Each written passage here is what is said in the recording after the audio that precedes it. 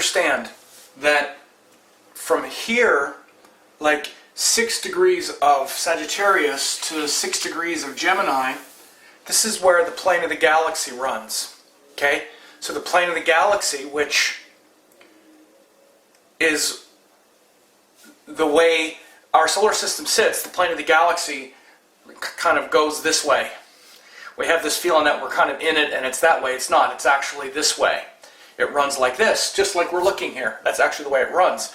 And this point here is called Mula Nakshatra, and it's the center of the Milky Way galaxy. So anytime a planet goes through Mula, or a planet is in Mula Nakshatra, or what have you, as I record this in March 2017, Saturn is very close to Mula. Saturn is about 3 degrees and stationary. Mula is 6 degrees. In fact, Mula is from 0 to 1320 actually, but the point of the plane of the galaxy is actually 6 degrees. That's where it is. That's where the galactic core is, the actual bulge of stars at the core of the galaxy. And then the plane runs this way. So you've seen the galaxy, it's like a circle of stars in the middle, and then this plane. This is the plane, and this is the core, when we're looking back. The opposite point of that 6 degrees or so is Ardra Nakshatra. So you have the middle of Mula is where the galactic core is, and then the plane runs along that core, and then the opposite side, the other end, when you're not looking back into the center, but when you're looking away from the center, is Ardra Nakshatra, which is Lord Shiva's domain. It's the domain of Lord Shiva. So these nakshatras up here, this is very much the domain of Shiva, and this is Mula, the root. So think for a second about churning the Milk Ocean, and they stuck a pivot right down in the center like an axis, and then they churned. Imagine there's an axis going right down here, and this is the world, the Milk Ocean, created by the world. Remember, they're churning the Milk Ocean, churning the Milky Way to create a world and beings to populate it, Earth. From our point of view, that's exactly where it falls. And I said our point of view because this is where our galaxy is, where our solar system is relative to the galaxy. And then we have down here Mula. And of course, Mula is very similar to Muladhara Chakra, which is that opening of the Kundalini. By the way, this is another reason why I said what I said about Rahu being all of the craziness of the world, and then Ketu being the actual Kundalini in the cosmic, hidden, metaphysical sense. So at the bottom, imagine that it's Korma the tortoise anchoring the pivot, and then the pivot is here, and then they're churning the Milk Ocean here, and then all the poison comes up, and Shiva's up here drinking the poison. This is where Shiva is, Ardra Nakshatra. Shiva, drinking the poison that's getting pulled from the bottom of the Milk Ocean, the bottom, the root. And it starts to look a little different. The other thing is this deity down here is called Niriti. The deity of Mula is Niriti, which is basically a Vedic version of Kali. You know, the crazy Kali who destroys all of our karmas. And of course, Kali and Shiva, they're cohorts. And the other thing I want to let you know is this section, if you want to imagine the chakras running along this axis. And at the top is the Sahasrara chakra, where we experience liberation, the realm of Shiva, and the nakshatras here are Mrigashira and then Ardra. Mrigashira is what? It's ruled by the god Soma, the god of immortal nectar. This is the place where the Soma in the mind and the immortal nectar, of course Soma is also related to things like milk. And it's where that bliss of the soul becomes the power of Shiva. So it's rich with metaphor to look at the zodiac this way.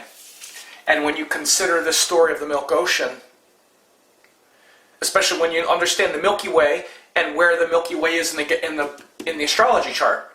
So again, you could say, oh, I'm just making up a lot of stuff. And I'm not making any of it up. I'm just correlating things that are there. And again, this is why I said earlier, I'm speculating about things, but I'm speculating them based on actual things. It is the Milky Way. It is the Milk Ocean. This is where the Milky Way runs. There is Shiva. There is the root. The pivot went down into the bottom, into the root. It was rooted or anchored, which is totally the meaning of Mula Nakshatra. I'm not making any of that up. That's what it is. Mula is the root cause. By the way, the root cause of our life on Earth is the galaxy. Our stars emanate from the power of the galaxy. That's where it comes from on a cosmic level. Our solar system the power of the solar system emanates from the center of the galaxy.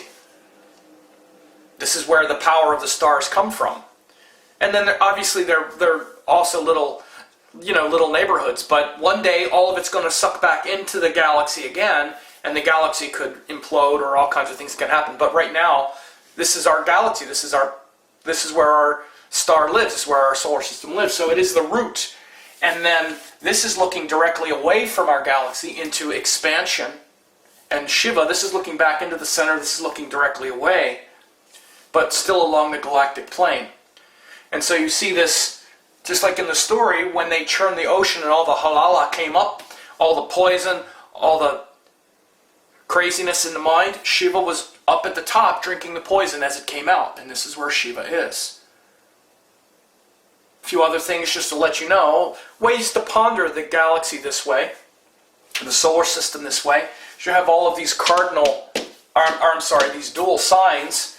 It'd be like this sort of movement, this sort of pulling. You can imagine, let's say, gods and demons, pulling on the pivot, right? Churning the Milk Ocean that way. All this stuff coming out. It's pretty powerful to think about that way, and especially when you understand that it actually shows the way creation exists. And it's not just in Indian culture, by the way. These same sections of the sky are used in all creation myths of all cultures, particularly like in Mesoamerican culture, like in the Mayan culture. They also have the plane of the galaxy is called the Dark Rift. And it shows where everything is unstable and volatile and explosive. That's why this section of the galaxy, or this section of our zodiac, is very explosive. The Ardra Mula axis is where everything blows up and gets destroyed and created again. Spiritual creativity, physical destruction, kind of go in these sections of the sky. So again, this difference between Shiva and Vishnu is also really important in these stories. This is a very cosmic sort of placement. They also say that Lord Vishnu emanated from the Vishnu Nabi, the navel of Vishnu, which is here at the galactic core, which is also down in Mula Nakshatra. At least that's also according to myth. So we can see how Lord Shiva ruling this plane of the galaxy really tracks very well with this creation myth. And then as they churn the Milk Ocean, to get that little pot of nectar, we need to have Shiva drinking all the poison.